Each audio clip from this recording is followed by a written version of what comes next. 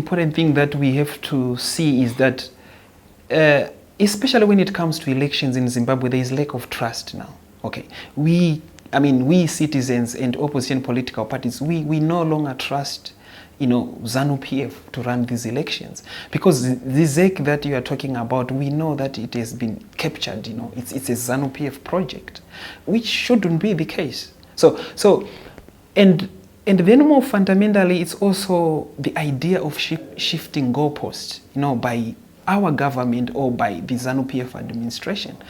At one point, it's an issue that the country, we all know, or we are made to believe that the country is broke and cannot run those processes, right?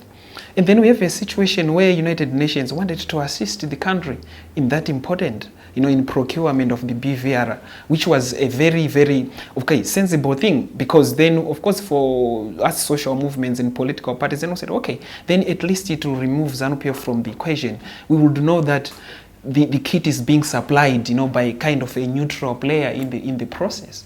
But when it's done by Zanu-PF, how do we know, it's them who are going to control the whole process, the passwords and stuff.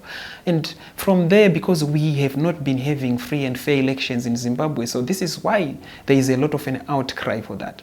But why then would the Zanu-PF government decides that they want to control elections, but they would tell us every time that the government is broke, they cannot pay civil servants on time. Civil servants haven't received their salaries from last year, the bonuses. As you drive around their potholes, even the Zanu-PF administration itself, it said this is a state of disaster. The roads in Zimbabwe, for example. But then, why then do they have money for doing other things and they don't have money for other projects? This is where we begin to question the sincerity of the process. So in a country where there is democracy, real democracy, there is no problem in a government or in a country running its own elections. But in Zimbabwe, it's more or less a failed state.